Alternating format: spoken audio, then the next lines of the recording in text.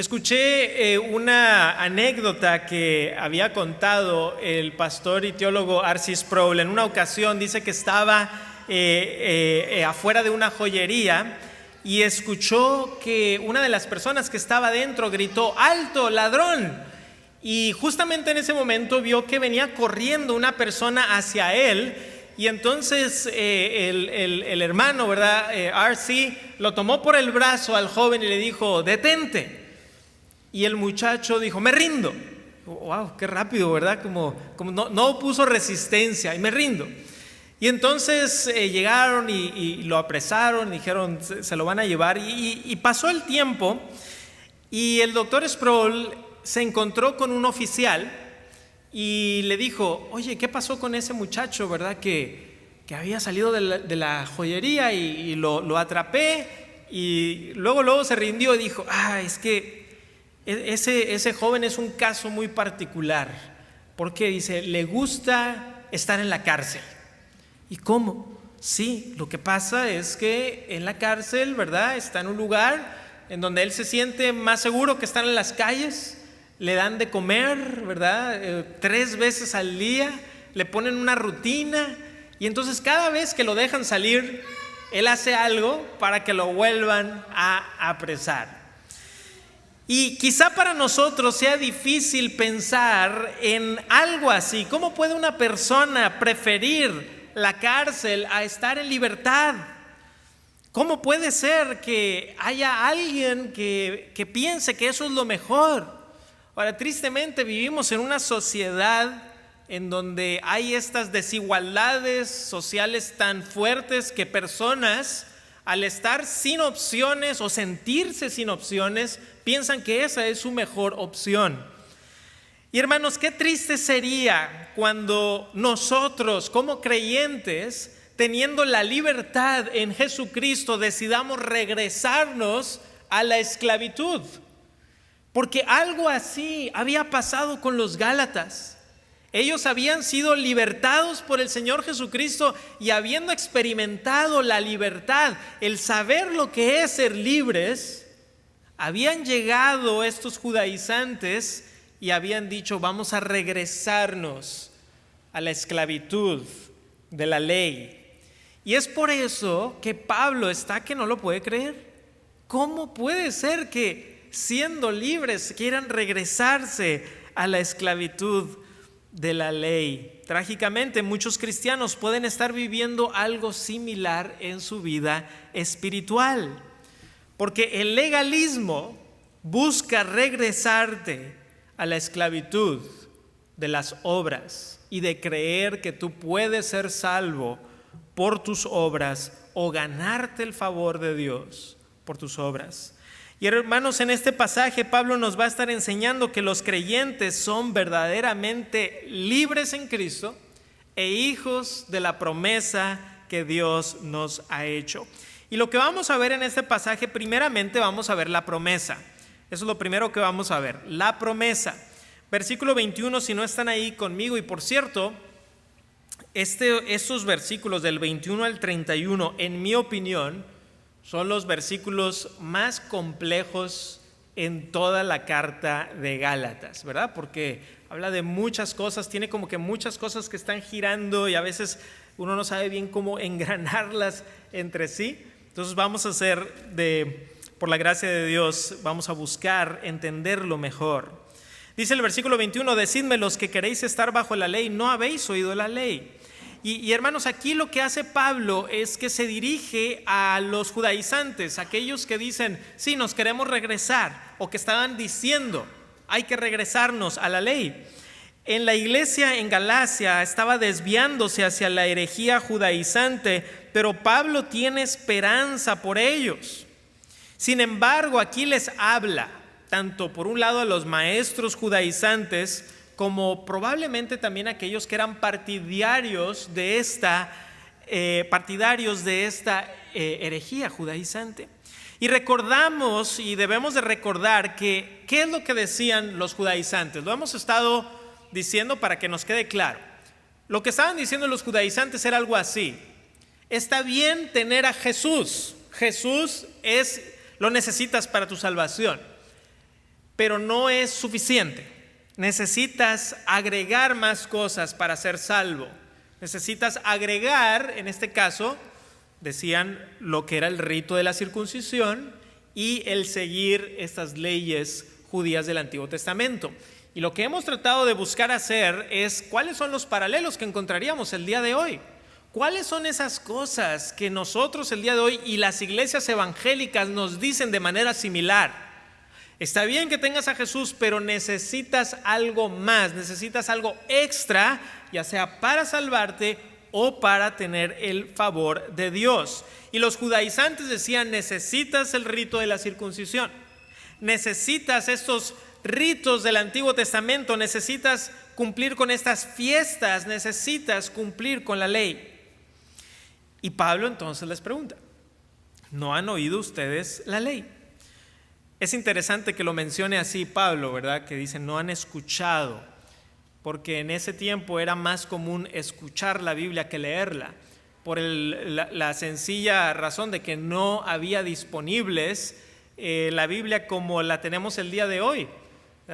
Apenas se estaba empezando a copiar y muchas veces llegaba de lugar a lugar y entonces se tenía que leer, como nos dice la Escritura, que se lea esta carta en la carta de allá, y solamente algunos tenían disponibles estos papiros, pero no eran la gran mayoría. Incluso en las sinagogas se tenía un lugar aparte, un cuarto, para que las personas pudieran venir y tener acceso a los manuscritos, porque no era como que decían, sí, yo ahí en la casa tengo Isaías, en la casa tengo todo el Pentateuco. No era común para nada. Y entonces se construían estas casas de estudio, como les llamaban también a las sinagogas, o casas de oración. Y algo similar estaba pasando en la iglesia primitiva, en donde empezaba poco a poco a haber cada vez más acceso a la palabra de Dios, incluso en el tiempo medieval. A veces sabemos que en algunas de las catedrales medievales tenían una Biblia y estaba encadenada, porque no se la podía, no, era muy preciada, para que nadie se la llevara. Entonces la gente no tenía acceso, pero sí estaban escuchando la palabra de Dios muchas veces, por lo menos los días del Señor la escuchaban. Hermanos, entonces Pablo va a usar algunos de los argumentos que tenían los legalistas, pero los va a voltear y los va a usar en contra de ellos. Miren el versículo 22, dice, porque está escrito que Abraham tuvo 2 hijos, uno de la esclava, el otro de la libre. Pero el de la esclava nació según la carne, más el de la libre por la promesa. Y aquí, hermanos, nos remonta el apóstol a la historia del patriarca Abraham, Ahora, dejen ahí su separador, pero vayan conmigo a Génesis 15. Génesis 15, versículos 3, 4, 5 y 6. Génesis 15, del 3 al 6, por favor. Génesis 15, del 3 al 6, en donde vemos la promesa que Dios le hace al patriarca. Génesis capítulo 15, versículos 3 al 6. Dice así la palabra de Dios. Dijo también Abraham, mira que no me has dado prole o descendencia, y he aquí que será mi heredero un esclavo nacido en mi casa. Luego vino a él palabra de Jehová diciendo, no te heredará sino un hijo tuyo será el que te heredará. Y lo llevó fuera y le dijo, mira ahora los cielos y cuenta las estrellas si las puedes contar. Y le dijo, así será tu descendencia. Y creyó a Jehová y le fue contado por justicia. ¿Recuerdan que estuvimos hablando de estos pasajes anteriormente? Entonces, en el capítulo 15 vemos que Dios le hace a Abraham esta promesa. Luego, en el capítulo 16 vemos una duda. Y no vamos a leer los pasajes, pero está en el capítulo 16 si están tomando apuntes. Sara, la esposa de Abraham, le pide a su esposo pasar la noche con su sierva Agar. Ella era esclava de ambos. Y de Agar nace Ismael. Pero este hijo no había nacido según la promesa que Dios le había hecho a Abraham, sino como dice Pablo, según la carne, es decir, por medios naturales y no por la promesa sobrenatural que Dios había hecho. Porque lo que pasa aquí es que Dios le dice a ese Abraham: yo te voy a dar descendencia, pero debido a la edad de Abraham y Sara entra esa duda, y entonces Sara dice: bueno, se me hace que voy a tener que hacer yo un plan B para que mi esposo tenga descendencia. Y entonces sucede esto, y Dios dice: no es de esa manera, no es de esa manera. Ahora, Ismael es padre de los árabes, y en el tiempo de Pablo los judíos consideraban hay escritos judíos en donde se decía: los gentiles son ismaelitas también. O sea, los gentiles son ismaelitas, están fuera de la promesa. De hecho, cuando estuvimos en Israel hace algunos años, y cuando íbamos a entrar al monte del templo, ¿verdad?, que ahorita está ahí la mezquita de Omar, los que daban ahí los tours, ¿verdad?, que eran algunos árabes, eran muy claros en decir: nosotros somos los hijos de Ismael, y es aquí en donde nuestro padre Ismael estuvo a punto de ser sacrificado, es lo que dicen ellos, en lugar de Isaac. Entonces, está sucediendo esto, está sucediendo la promesa que se le había hecho a Abraham, sucede esto, ¿verdad?, con Agar, y nace Ismael. Y entonces en el capítulo 17, ahí de Génesis, cuando Abraham tiene 99 años, Dios renueva el pacto con él y le da la circuncisión como señal de ese pacto que Dios ha hecho con él. Y el pacto que Dios hace con Abraham le dice: mira, Abraham, te voy a dar descendencia, te voy a dar una heredad, y en ti serán benditas las naciones. Y un año después, Sara concibe a Isaac. Isaac, que es el padre de Israel, de donde vienen los israelitas. Y en el tiempo de Pablo, los judíos consideraban que ellos eran hijos de Abraham, de Isaac y de Jacob. ¿Jacob quién es? Israel, ¿verdad? Recuerden que Jacob, Israel. Entonces, Pablo está estableciendo estas cosas, y hasta ahorita los judaizantes probablemente están diciendo: sí, ¿verdad? Todo, ok, muy bien, entendemos. Pero ahora Pablo va a cambiar un poquito la expectativa para decirle a los judaizantes: pero las cosas no son como ustedes las creen. Ustedes creen que por ser hijos de Abraham, de Isaac y de Jacob ya la hicieron, ¿verdad? Como le habían dicho aquellos judíos al Señor Jesucristo: somos hijos de Abraham. Bueno, y también a Juan el Bautista, ¿verdad? Somos hijos de Abraham. No, eso no es lo que te salva, simplemente tu linaje. Lo cual nos lleva al punto número 2, en donde vemos algunos contrastes. Versículo 24 de ahí de Gálatas 4. Vayan por favor de regreso a Gálatas capítulo 4, versículo 24. Muy bien. Dice así. Dice: lo cual es una alegoría, pues estas mujeres son los dos pactos. El uno proviene del monte Sinaí, el cual da hijos para esclavitud. Este es Agar. Ahora, Pablo dice aquí: esto es una alegoría. Y por supuesto, este pasaje ha sido intensamente debatido en la historia de la iglesia. ¿Qué quiso decir Pablo cuando dice que esto es una alegoría? No solamente fue intensamente debatido en el siglo XVI y XVII por los reformadores, sino que también fue intensamente debatido en los primeros siglos de la iglesia. ¿Qué está tratando de decir el apóstol Pablo?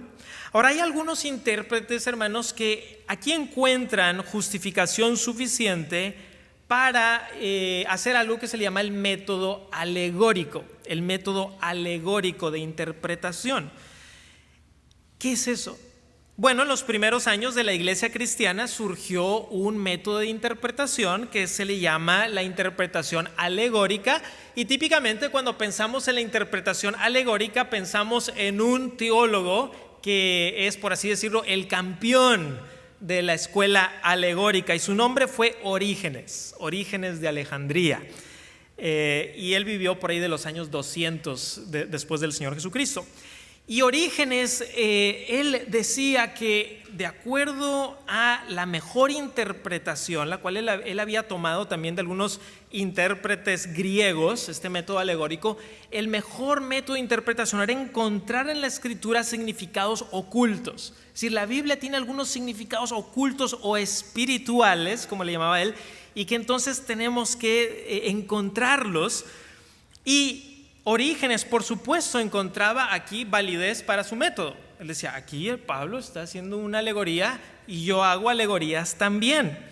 Entonces, estos significados espirituales, y muchas veces ocultos, porque la gente escuchaba y decía, wow, nunca había visto eso. Nunca había visto eso. Bueno, pues a veces nadie lo había visto, excepto el predicador, ¿verdad? Que con mucha imaginación. Y Orígenes tenía mucha imaginación cuando lees sus comentarios. Por ejemplo, les voy a poner un ejemplo de una famosa interpretación de Orígenes, el teólogo. ¿Se acuerdan ustedes de la historia del buen samaritano, verdad? El Señor Jesucristo cuenta la historia del buen samaritano y en la historia del buen samaritano hay varias personas. Entonces, Orígenes leía eso y decía, ¿cuál es la interpretación del buen samaritano? Bueno, el samaritano representa la humanidad. Jerusalén es el cielo, Jericó es el mundo caído. ¿Quiénes son los ladrones? Entonces decía, los ladrones son los demonios. Y el sacerdote y el levita, bueno, casi siempre, muchas veces cuando hay algo de dos cosas en el método alegórico, luego se dice, ya sé, la ley y los profetas, o las dos tablas de la ley, y decía Orígenes, es la ley y los profetas. ¿Quién es el samaritano? Bueno, por supuesto, Cristo. Pero ¿qué del aceite y el vino? ¿Qué representan el aceite y el vino? Yo no sé, a lo mejor él ya estaba pensando, ¿qué representarán el aceite y el vino? Y dijo, ya sé, los sacramentos. Es el sacramentalismo, ahí están. ¿Y la posada? ¿Qué era la posada? La iglesia. ¿Y el mesonero? Los pastores. Entonces, pero lo que pasaba es que llegaba él y decía, esa es la interpretación, y luego pasaban los años y llegaba otro intérprete alegórico y decía, no, esa no es la interpretación.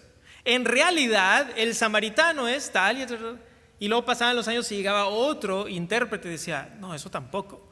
Entonces, algo que sucede en el tiempo de la Reforma, en el siglo XVI, sobre todo con Martín Lutero y con Calvino, es que hacen una llamada de precaución. Cuidado con este método, porque a veces se presta para la interpretación de imaginación, pero no en sí de qué es lo que busca comunicar el texto bíblico. Y si me han escuchado predicar por algo de tiempo, sabrán que varias veces he advertido contra la interpretación alegórica del Antiguo Testamento. Y cuando hemos predicado del Antiguo Testamento, por ejemplo, cuando predicamos Jonás, o predicamos Ruth, o predicamos los Salmos, o predicamos Eclesiastés, buscábamos una manera diferente de aproximarnos a la Escritura y no de encontrar símbolos alegóricos en ella. Pero ¿será que Pablo aquí está haciendo una interpretación alegórica? Bueno, lo que me gustaría sugerirles, hermanos, es que cuando Pablo usa la palabra alegoría y lo que Orígenes y su escuela de pensamiento tenían en mente por alegoría no son la misma cosa. Son la misma palabra, pero no son la misma cosa. Y eso pasa muy a menudo, ¿verdad? El día de hoy usas la misma palabra, pero uno quiere decir algo y el otro quiere decir algo diferente. Y me parece a mí que lo que Pablo trata de decir con alegoría y lo que Orígenes trataba de decir con alegoría son dos cosas diferentes. De hecho, los diccionarios bíblicos más importantes del idioma griego, que son BDAG y Louis-Naida, claramente dicen que esta palabra que el apóstol Pablo usa aquí se puede traducir también como una analogía. Y hay algunos teólogos, y yo me inclinaría por esta posición, y es que Pablo lo que está haciendo es algo que llamaríamos tipología. Es decir, no está negando la interpretación literal de los hechos narrados en Génesis, el apóstol Pablo. Tampoco está tratando de decir el apóstol Pablo que hay algunos significados místicos u ocultos que solamente algunos pueden descubrir. Simplemente está diciendo que hay algunos eventos en la Escritura, personas, eventos, lugares, que nos apuntan a, y en algunos casos corresponden con aspectos de la historia de la salvación. No es que haya un significado que sea oculto dentro de los eventos y personajes en Génesis, sino que son como flechas que nos apuntan a realidades de la salvación. Entonces, Pablo va a mostrar varios contrastes. Lo que vemos en este pasaje son 2 mujeres, 2 hijos, 2 pactos, 2 montes, 2 ciudades. Y Agar representa el antiguo pacto dado en el monte Sinaí. Este pacto que también llamamos el pacto mosaico, también se le ha llamado el pacto sinaítico porque se dio desde Sinaí, o muchas veces lo llamamos como el antiguo pacto. Y es este pacto mosaico porque fue dado por Moisés, no porque sea una especie de mosaico, ¿verdad? Este pacto mosaico es el que los judaizantes decían que sigue vigente el día de hoy. ¿Y por qué representa Agar el antiguo pacto? Y obviamente que tenemos que recordar que aquí el apóstol Pablo está apuntando hacia el Antiguo Testamento, está apuntando hacia esta historia en el Antiguo Testamento y esta historia con las costumbres que había en el Antiguo Testamento. Entonces, como Agar era esclava, el apóstol Pablo dice, ese pacto mosaico es un pacto de esclavitud. Si tú lo sigues, estás en esclavitud. Y así como Ismael fue un hijo nacido a esclavitud, todos los que siguen el antiguo pacto siguen en esta esclavitud. Y recuerden que el apóstol Pablo ya les había advertido a los Gálatas en el capítulo 4 y el versículo 9, si van ahí conmigo. Dice, mas ahora conociendo a Dios, o más bien siendo conocidos por Dios, ¿cómo es que os volvéis de nuevo a los débiles y pobres rudimentos a los cuales os queréis volver a esclavizar? Y entonces deben de ustedes pensar que un judaizante que había estado escuchando al apóstol Pablo y que Pablo había estado diciendo, ¿recuerdan, verdad, que teníamos a nuestro padre Abraham? Sí. ¿Verdad? Y se había hecho un pacto de promesa con él, sí. Y entonces nace Ismael, sí. Y entonces, y los judíos, ¿somos hijos de quién? De Abraham, de Isaac y de Jacob. Y lo dice Pablo, momento. Si ustedes están siguiendo el antiguo pacto, en realidad están en la esclavitud de Agar e Ismael. Y un judío diría, ¿qué? A ver, Pablo, íbamos muy bien, todo iba muy bien hasta que llegaste ahí. ¿Qué? ¿Cómo? Y eso es lo que Pablo está tratando de hacer. Entonces, para nosotros a veces lo leemos y decimos, ok, pero un judío se estaría rasgando las vestiduras. ¿Qué estás diciendo, Pablo? Miren el versículo 25, porque Agar es el monte Sinaí en Arabia y corresponde a la Jerusalén actual, pues esta junto con sus hijos está en esclavitud. Ahora, Pablo no está diciendo algo diferente a lo que Jesucristo ya había dicho. Jesucristo ya había hablado sobre esto. Jesucristo ya había dicho que todo aquel que hace pecado esclavo es del pecado. El Señor Jesucristo ya había dicho que no era suficiente decir por mi linaje soy salvo. No es así. El apóstol Pablo está usando otra manera de decir algo que Jesucristo había enseñado. Agar, dice, corresponde al monte Sinaí y al antiguo pacto. El monte Sinaí corresponde a la Jerusalén actual, dice el apóstol Pablo. Es decir, lo que se estaba enseñando ahí, la doctrina que venía de ahí.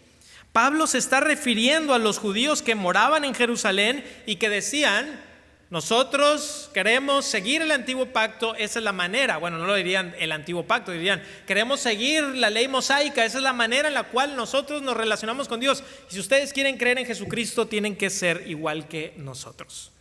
Tienen que hacerse judíos, por eso judaizantes. Y Pablo les dice, aquellos judíos que moran en Jerusalén y tienen esta doctrina, siguen en esclavitud. Entonces, hermanos, una vez más, para un judío eso sonaría sumamente escandaloso. Y Pablo no tiene temor de decir las cosas así de frente. Y a veces nosotros lo podemos leer hasta el día de hoy, ¿no? Y decir, ¡ay! Suena fuerte. Pues imagínate hace 2000 años cuando lo leyeron las primeras personas que lo leyeron, ¿verdad? ¿Por qué? Porque los judíos se consideraban hijos de Isaac, no hijos de Ismael. Pero Pablo está diciendo, si ustedes siguen bajo la esclavitud del antiguo pacto, no son hijos de Sara, son hijos de Agar. Y vemos un contraste en el versículo 26, dice, mas la Jerusalén de arriba, la cual es madre de todos nosotros, es libre. Y hermanos, aquí la Jerusalén de arriba, una referencia a la Jerusalén celestial, que vemos por ejemplo en el libro de Hebreos, vemos también allá en Apocalipsis. La Jerusalén celestial representa ese lugar donde Dios mora, representa el evangelio, representa el nuevo pacto. La Jerusalén celestial es libre porque es donde Dios mora y porque es Dios el que ha hecho este pacto de libertad con sus hijos. Y dice el apóstol Pablo que esta Jerusalén es madre de aquellos que son hijos por medio del nuevo pacto en Jesucristo. Entonces, cuando está diciendo que la Jerusalén de arriba es madre de todos nosotros, no está diciendo que la iglesia es madre de todos nosotros, sino que lo que está diciendo que la Jerusalén de arriba, es decir, aquellos que son de este pacto. Porque lo que él está haciendo contrastes es entre el antiguo pacto, el pacto mosaico, y el nuevo pacto en el Señor Jesucristo. Y dice, aquellos que son de esta Jerusalén, aquellos que son ciudadanos de esta Jerusalén, son hijos de Dios. ¿Por qué? Porque ese es el lugar que representa a Dios, ese es el lugar en donde Dios habita. Esta Jerusalén es madre de aquellos que son hijos por medio de este nuevo pacto. Y Pablo continúa esta metáfora de la Jerusalén celestial como una madre al citar un pasaje del Antiguo Testamento. En el versículo 27 dice, porque está escrito, regocíjate, oh estéril, tú que no das a luz, prorrumpe en júbilo y clama, tú que no tienes dolores de parto, porque más son los hijos de la desolada que de la que tiene marido. Y aquí el apóstol está citando Isaías 54:1. Si están tomando apuntes, tomen apuntes de Isaías 54:1, se los voy a dejar de tarea por cuestión del tiempo. En Isaías 54, hermanos, Jerusalén es representada como una mujer que no tiene hijos y que es rescatada por el siervo de Jehová. Y esta Jerusalén, dice el apóstol Pablo, nos recuerda a Sara, quien también sin tener hijos, Dios le dio la promesa que tendría un hijo llamado Isaac. ¿Saben lo que quiere decir Isaac? Algunos de ustedes recuerdan. Quiere decir risa. Y aquí en Isaías el profeta dice, regocíjate, oh estéril. Porque el profeta Isaías promete que Jerusalén tendría muchos hijos. Y esto no se cumple en la Jerusalén actual, sino en la Jerusalén celestial. Eso se cumple por medio del nuevo pacto, por aquellos que son salvos. Este nuevo pacto es el pacto de regocijo, porque muchos hijos han nacido por medio de este nuevo pacto. Y eso es lo que Pablo está diciendo. Lo que Pablo está diciendo es, hemos entrado en un pacto de gozo. Hemos entrado en un pacto de alegría por medio de la salvación que tenemos en el Señor Jesucristo. Y Pablo sí está siendo frontal con los judaizantes, está siendo claro con ellos y les está diciendo, ustedes están enseñando doctrinas de esclavitud. Y hermanos, hasta el día de hoy uno diría, bueno, yo creo que ya con lo que pasó hace 2000 años, se peleó contra la herejía judaizante, ya quedó todo bien, el día de hoy no vamos a preocuparnos por eso.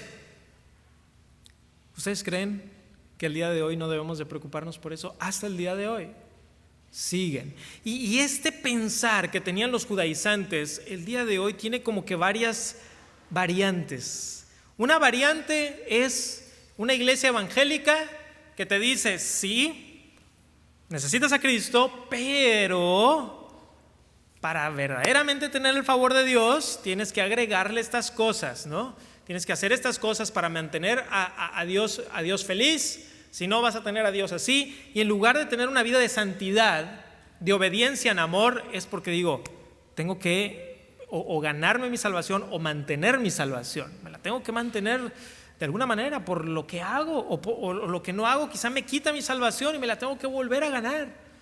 O algunos dicen, bueno, tienes que tener este requisito, bautízate. Si no te bautizas, sí, está bien que hayas creído en Jesucristo, está bien, pero necesitas algo más.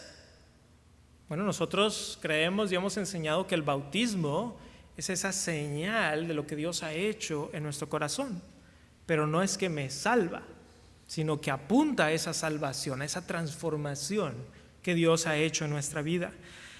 Pero incluso hoy, hermanos, ha surgido esta idea de tratar de judaizar la iglesia.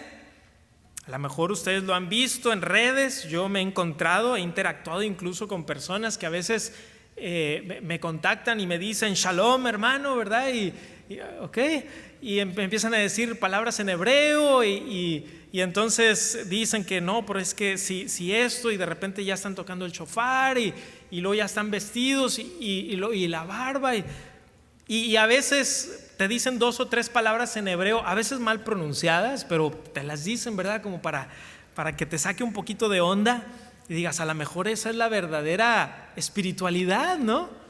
A lo mejor la verdadera espiritualidad es aprender a decir ciertas palabras en hebreo, porque si no, no estoy adorando verdaderamente a Dios o a Jesús, si no lo digo exactamente como me dicen ellos, y si no me visto como me dicen ellos, y si no hago estas cosas como me dicen ellos, entonces a lo mejor ni salvo soy. A lo mejor ni salvo soy. ¿Y qué es lo que respondería el apóstol Pablo y lo que debemos de responder nosotros? Es Jesús es suficiente. Jesús es suficiente. Nuestro enfoque está en Cristo. Creer en Jesús te salva. Regresemos a la sencillez y profundidad del verdadero evangelio del Señor Jesucristo, que la salvación es por fe en Jesús. Hermanos, si de algo debemos de tener común acuerdo, es esto: somos salvos por Cristo. Y queridos hermanos, a lo mejor algunos de ustedes sienten esa tentación, ese impulso de querer agregar algo más para mantener a Dios feliz, y estamos empezando a dejar que un legalismo entre a nuestro corazón. Y debemos de tener cuidado. Debemos de mantener nuestro enfoque en la hermosa cruz, en donde nuestro Salvador dijo, consumado es. Y eso nos lleva al tercer y último punto, hermanos, la realidad del creyente. La realidad del creyente es que somos hijos de Dios por la fe en Jesús. Miren el versículo 28, si no están ahí, vamos a Gálatas capítulo 4, versículo 28. Así que, hermanos, nosotros como Isaac somos hijos de la promesa. Vieron que primero les habla a ellos, ¿verdad? Decidme ustedes que queréis estar bajo la ley. Y les empieza a hablar a los judaizantes. Y ahora dice, así que, hermanos, nosotros, ahora le está hablando a los creyentes. Pablo le está hablando a aquellos que han creído en Jesucristo. Dice, de la misma manera que Isaac, somos hijos, dice el apóstol Pablo, de la promesa. Somos hijos mediante este pacto que Dios ha hecho, un pacto de gracia, por fe, no por obras de la ley, por fe. Recordemos lo que ya había dicho Pablo antes, que los verdaderos hijos de Abraham son los hijos espirituales. Recuerdan que hablamos de la canción de nuestro padre Abraham, ¿verdad? Nuestro padre Abraham tiene muchos hijos. ¿Y qué dice el canto? Uno de ellos soy. ¿Por qué? Tú puedes cantar esa canción si has creído en Jesucristo, porque por medio de Jesucristo somos hechos hijos. Miren, el 29 dice, pero como entonces el que había nacido según la carne perseguía al que había nacido según el Espíritu, así también ahora Entonces el apóstol sigue haciendo estas comparaciones que dijimos al principio, y en los escritos de los rabinos se hablaba de que Ismael había maltratado a Isaac de diferentes maneras, y también sabemos que años después los descendientes de Ismael fueron enemigos de los descendientes de Isaac. Lo vemos en Jueces 8 y en Salmos 83. Entonces, de la misma manera, Pablo identifica a los judaizantes de esta manera que él está hablando, ¿verdad? Con este contraste entre Isaac e Ismael. Una comparación, una vez más, que sería escandalosa para un judaizante, porque los judaizantes seguían persiguiendo a los verdaderos creyentes, así como Ismael había perseguido a Isaac. Y hermano, una vez más, esto que Pablo veía, esta persecución que Pablo veía, ¿verdad? De esta doctrina que estaba persiguiendo a aquellos que creían en la salvación por la fe sola, yo les pregunto, ¿ya no la vemos hoy? Eso ya se resolvió en el siglo I, eso ya no pasa. Que la vemos el día de hoy, por supuesto que la vemos el día de hoy. Y ustedes van a sentir, si no la han sentido, algún día van a sentir esa presión, ¿verdad? Redes sociales, alguien viene, alguien les dice, y a lo mejor tú vas a decir, quizás para realmente ser espiritual necesito agregar estas cosas. Y hay que tener cuidado. Y a lo mejor algún día va a venir alguien y me va a decir, Shalom, pastor, ¿verdad? Y ya encontré la verdadera espiritualidad. Hermanos, tengamos cuidado. Tengamos cuidado. De cierta forma, como digo, esto nos apunta a esta persecución que puedes tú sentir, esta presión incluso a regresar a algo que no sea, o a irte a algo que no sea Cristo. Los verdaderos creyentes recibirán, siempre serán perseguidos. De alguna manera u otra nos dice la Escritura que incluso el que quiera vivir piadosamente padecerá persecución. Tan importante para Pablo es desechar esta errónea interpretación, esta errónea doctrina, y vamos a ir más allá, esta herejía que dice en el versículo 30, mas ¿qué dice la Escritura? Yo sé que va a sonar un poquito fuerte, pero lo que Pablo está diciendo, él lo está diciendo con mucho ahínco por una razón: echa fuera a la esclava y a su hijo, porque no heredará el hijo de la esclava con el hijo de la libre. Hermanos, ¿qué está tratando de decir el apóstol Pablo? Lo que está diciendo es algo así. Me parece que lo que está tratando de decir es algo así: no hay que coquetear con la herejía. No, sí, un poquito de, está bien, Cristo está bien, pero agregar algo más. No es así. Hay que desechar toda doctrina que atente en contra de la salvación por medio de la fe en Jesús. Dice el 31, termina aquí esta sección el apóstol Pablo: de manera, hermanos, que no somos hijos de la esclava, sino de la libre. Entonces Pablo concluye este argumento reiterando la libertad de los hijos de Dios. Somos hijos de libertad, la libertad en Cristo, la libertad del nuevo pacto, la libertad que hay en la salvación, la libertad de la gracia, la libertad de la fe. Queridos hermanos, Dios te ha llamado a libertad. Y si tú estás viviendo tu vida cristiana y traes cosas pesadas sobre tus hombros porque estás tratando de o ganarte tu salvación, o mantener tu salvación, o mantener contento a Dios por tus obras y no en el poder de la gracia y del Espíritu, claro que vas a sentir eso, porque estás poniéndote un yugo de esclavitud.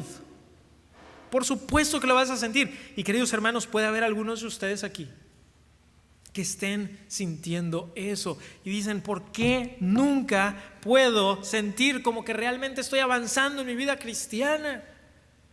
Porque a lo mejor traes arrastrando cosas que debes de ponerlas a los pies de tu Salvador y decir: Dios, aquí están todas mis obras, aquí estoy yo y vengo delante de ti para que tú me perdones y para que yo pueda vivir una vida para ti.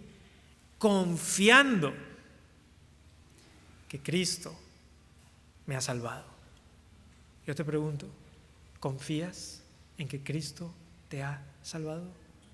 ¿Estás viviendo tu vida experimentando el gozo de la libertad de los hijos de Dios? Hemos cantado un himno que se llama Sublime Gracia. Es uno de los himnos más famosos que se han escrito. Lo escribió John Newton. John Newton vivió en el siglo XVIII. Y a lo mejor algunos de ustedes no sepan que John Newton en su juventud vivió una vida de pecado y de blasfemia en contra de Dios. No solamente eso, Newton fue capitán de por lo menos 3 barcos de esclavos. Y se dice, y él mismo daba testimonio, que él trataba a los esclavos con brutalidad. Una noche de tormenta, Newton clama a Dios por misericordia, Dios le concede la misericordia y Dios usa ese evento para traer a Newton a los pies de Cristo. Empezó a experimentar lo que significaba la libertad de la esclavitud del pecado y el evangelio revolucionó de tal manera su corazón que no solamente abandonó el mercado de la esclavitud, sino que fue uno de los más importantes abolicionistas de su tiempo, influenciando, por ejemplo, a William Wilberforce, que fue uno de los grandes abolicionistas de Inglaterra. Pero él primero entendió el evangelio y eso le ayudó a darse cuenta de que lo que estaba pasando a su alrededor era contrario al evangelio. Él experimentó la libertad primero. Y cuando empezó a pasar el tiempo y empezó a reflexionar de eso, escribió un himno como Sublime Gracia del Señor, que a un infeliz salvó. ¿Y saben cómo dice en inglés? Que salvó, dice literalmente, a un gusano como yo. Así dice en inglés. En español le pusimos un poquito más, que sanó un infeliz. En inglés dice, a un gusano como yo.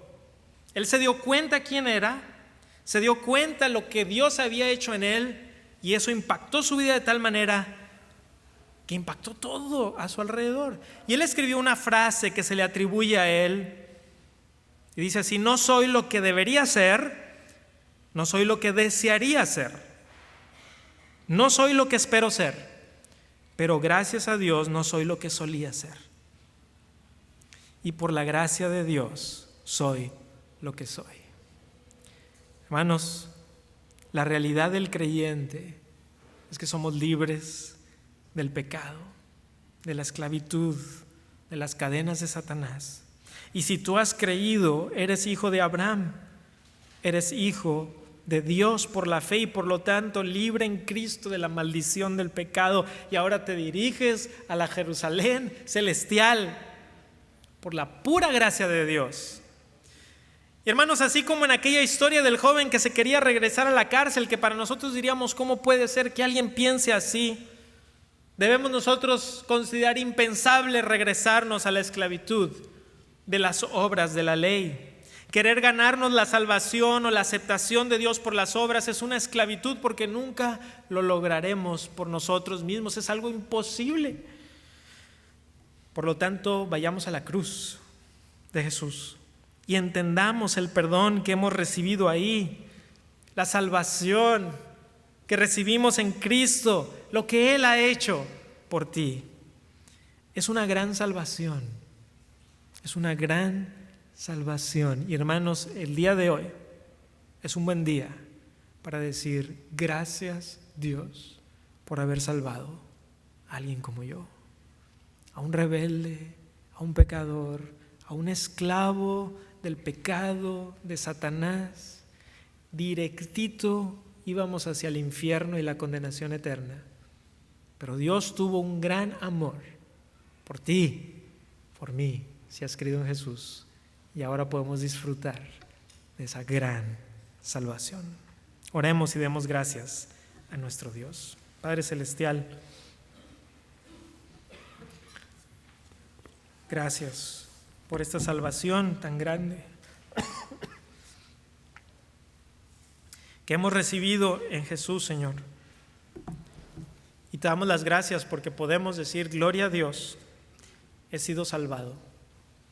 No que yo me he salvado por mí mismo, pero he sido salvado por un Dios que es bueno. Y quizá haya alguien aquí, Señor, que aún no ha experimentado esta salvación tan grande. Rogamos, Dios, por medio de tu Santo Espíritu, que puedas convencer y que puedas traer luz, vida, arrepentimiento, fe. Gracias, Dios, porque sabemos que tú eres un Dios salvador y por eso te bendecimos y por eso te alabamos. En el nombre de Jesús. Amén. Amén.